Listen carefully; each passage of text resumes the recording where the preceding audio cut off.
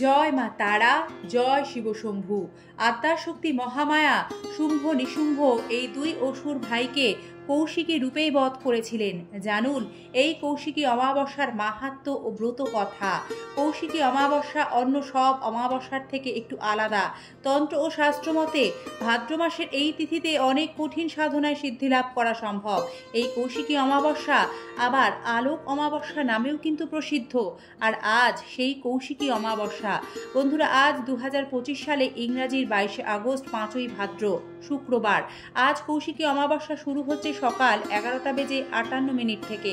এই তিথি শেষ হবে আগামীকাল অর্থাৎ 23 আগস্ট শনিবার বাংলা 6 ভাদ্র সকাল 11:37। কৌশিকী শব্দের আভিধানিক অর্থ আদ্যাশক্তির রূপ বিশেষ। পুরাণ মতে কৌশিকী রূপেই শুম্ভ নিশুম্ভকে বধ করেছিলেন আদ্যাশক্তি।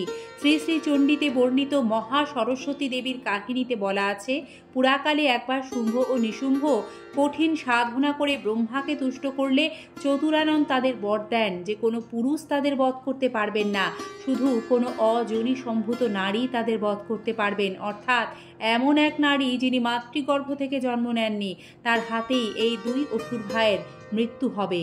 কিন্তু এমন নারী তো খুঁজে পাওয়া দুষ্কর। তখন সমস্ত দেবগণ মহাদেবের শরণাপন্ন হলেন।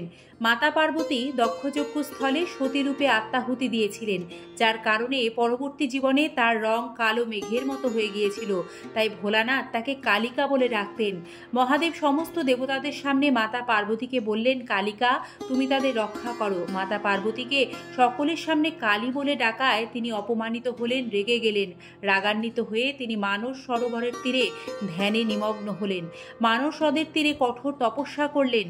তপস্যা স্বরূপ শীতল মানস সরোবরের জলে স্নান করে শরীরের সমস্ত কালো কোষ ত্যাগ করে পূর্ণিমার রং ধারণ করলেন মাতা পার্বতী। সেই কালো কোষ থেকে এক সুন্দরী কালো দেবীর জন্ম হলো। তিনি দেবী কৌশিকী। তিনি শুম্ভ ও নিশুম্ভকে হত্যা করেছিলেন। তাই এই অমাবস্যাকে কৌশিকী অমাবস্যাও বলা হয়। ভাদ্র মাসে কৃষ্ণপক্ষের এই কৌশিকী অমাবস্যাকে আলোক অমাবস্যাও বলা হয়।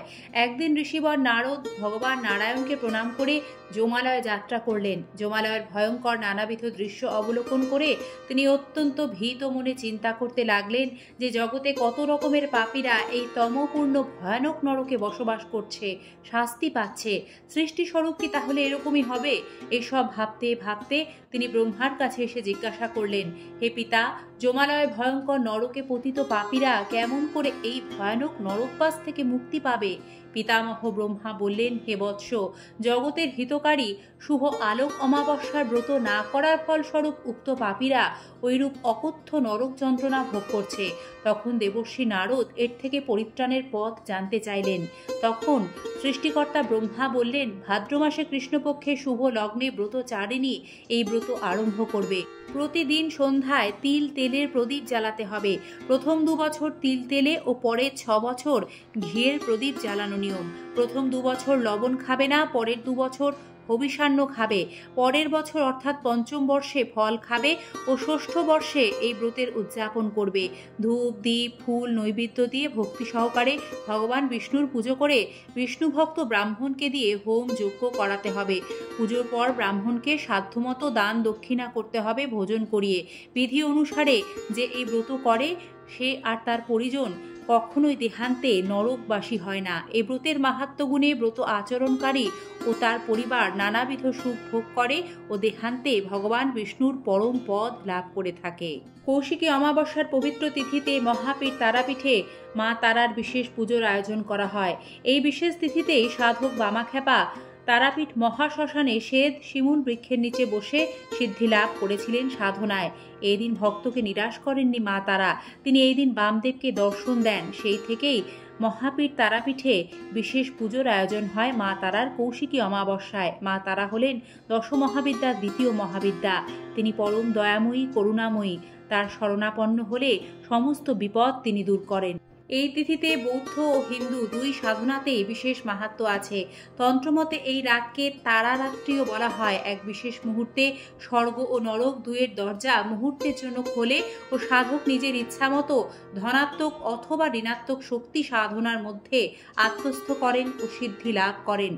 হিন্দু তন্ত্রমতে এই তিথিতে কঠোর তপস্যায় আশাতীত ফল মেলে। সাধক কুলকুণ্ডলিনী চক্রকে জাগ্রত করতে পারে ও জয় করতে পারে। ওম সর্বমঙ্গল মঙ্গলে শিবে সর্বার্থ সাধিকে শরণ্যে ত্র্যম্বকে গৌরী নারায়ণী নমস্তুতে। ওম সৃষ্টিস্থিতি বিনাশানং শক্তিভূতে সনাতনী গুণাশ্রয়ে গুণময়ে নারায়ণী নমস্তুতে। ওম শরণাগত দীনার্ত পরিত্রাণ পরায়ণে সর্বস্বার্থী হরে দেবী নারায়ণী নমস্তুতে। জয় মা তারা। সকলের মঙ্গল করো মা, সকলের দুঃখ কষ্ট দূর করো। ধন্যবাদ। নমস্কার।